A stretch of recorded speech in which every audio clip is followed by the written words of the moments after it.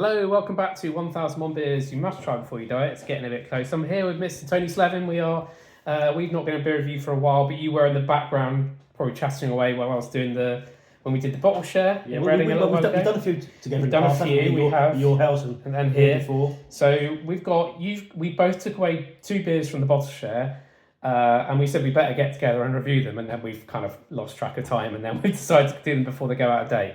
So we got 2 to review today. We have this one, which is from France, first brewed circa 2003. It says 4.5% in the book, but it's actually 5.5% in the bottle. It is, how do you say it? Etoile du Nord? Yeah, I guess so, yeah. Or Etoile du Nord, as it says there. It's from Brasserie Thérèse. And it's got some interesting stories and a very interesting tasting notes.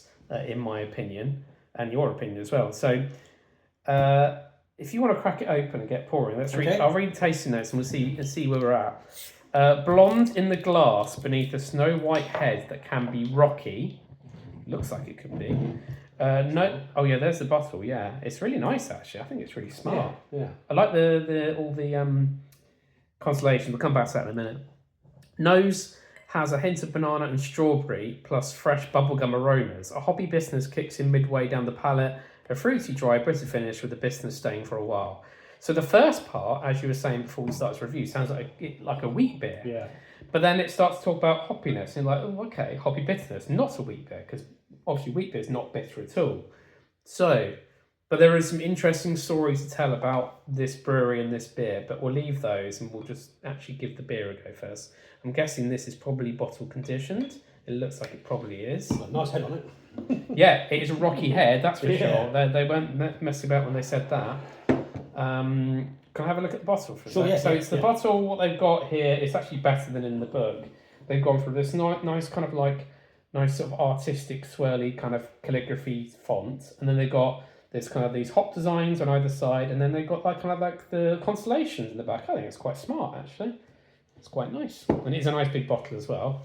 So, and then that is not a flat head. I'm always worried when we do these beer reviews when it comes out really flat. I'm like, oh no, it's gone horribly wrong. But when it's like this, I'm like, okay, this is actually still alive and it's still doing quite well.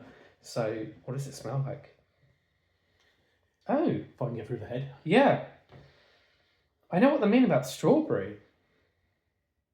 Yeah, it's very fruity, isn't I it? do get strawberry. That's really interesting. Very fruity. I don't get bubblegum at all. I get a bit of banana. It does smell a bit wheat beery, but with a kind of like berry smell. Now, can we actually get through it? You might need a flake in that first. But straw. maybe you should go for it. Cheers. Cheers. See what it tastes like.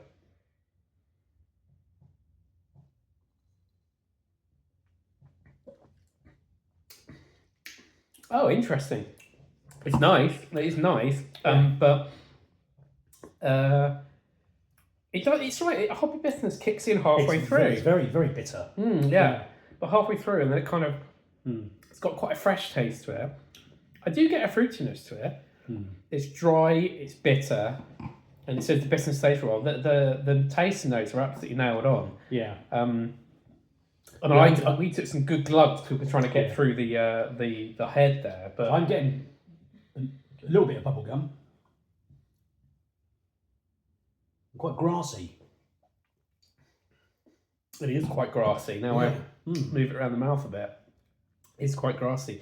What's quite interesting, this is not what I was expecting from the taste. So I'll tell you a bit about the beer. So it's brewed a few miles inland from Dunkirk.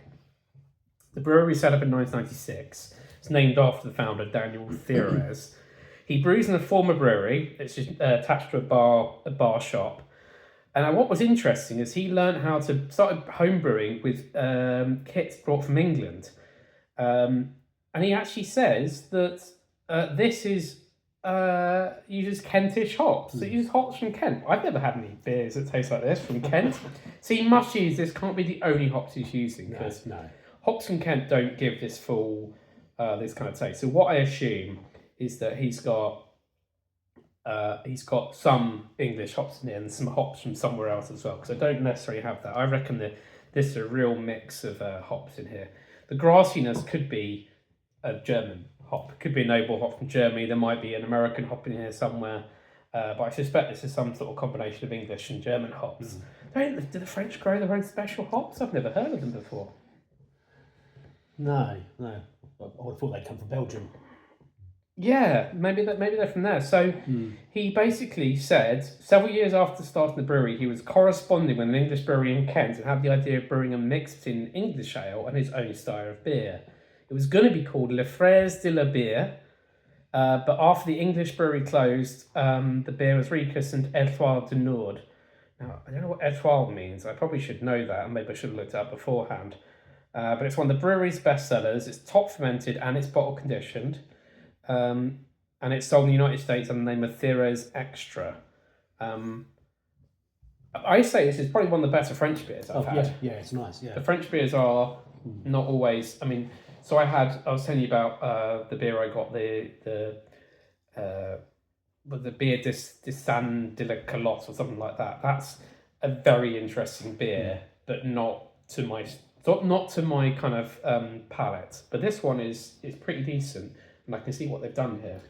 Well, I was on the Ile de Ré a couple of weeks ago, family holiday, and there's a brewery. I can't remember the name of it, but their IPA is actually very similar to this. Is it? Yeah. Yeah. So I went over to France last month with some friends. Quinn being one who's normally on this podcast, YouTube reviews with me, and we went into the French supermarket. It's got a load of beers. There was also a lot of supermarkets that have local beers, and it's a real mix. And we've even noticed since last year, things have gone more hoppy. So they've still got their very basic lagers. There were some beer de gardes. So you probably had 3 months. And you probably had, if I go to the front here, so those are the traditional. When I think about French beer, I think about the beer de garde, which is 3 months. And then you've got the blondes and the Chuty, Ambré and blonde, the Coref, Ombre. Yeah. I think we did the Coref, didn't we, at one point? I'm quite sure we did. And then I think there's another beer de garden here somewhere. I think Le Goudel might be somewhere along that line. So that's what I was mainly drinking. You've had Pietra, right? Yeah. Yeah, I managed to bring out a bottle of that. I found they were just selling them in cases. Like, oh, brilliant. Because Pietra is completely, that's like amber style. But this is, I think, quite unique in the French selection. I've not had one quite like this before. I'm actually down to my last 4 French beers. Are you? And as you said, you found one of them. So yes, I've got one for you. Yeah, well, one for the share. What the rest do you need to get? It's because I need quite a lot of them. I think it's the Berclos, the bit of stout, the cognac, and it will be that one. La Barfacienne. Yeah, interesting. Yes, because we had a few. I've had quite a lot of them now. Yeah, and we had a few at the bottle share. But yeah, the France list is quite small. I'll just show you on the list there. It's just that bit there. It's not very long anyway. Because France is not really known for their beer. They're a wine country, right? Beer is not really a thing. And they've broadly, apart from the beer de garde style, which is a French style, they've broadly taken their sort of heading from Germany, Belgium and England in the different styles, and you can see how that's gone, especially Belgium. Belgium is very heavy in how France have done their beers. And why not, right? It's right on the side, and they've got Brussels, which is the French-speaking part of Belgium, of course. So why would you not take that? But I'd say this one is pretty good. Yeah.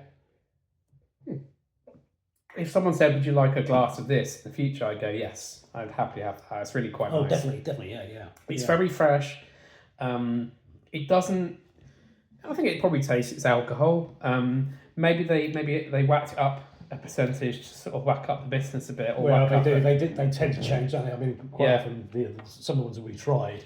They don't vary. They don't vary any more than 1%, really, do they? Let's be honest. But I'd say that's really good. I mean, this is probably going to be miles away from the one we're going to do next, which is some sort of 8% stout. You'll see very, very soon. But I think we can leave this one here. I think I'm going to happily go drink the rest of this. And we can have a little compare and contrast. And we'll be back for a beer review very, very soon. Goodbye.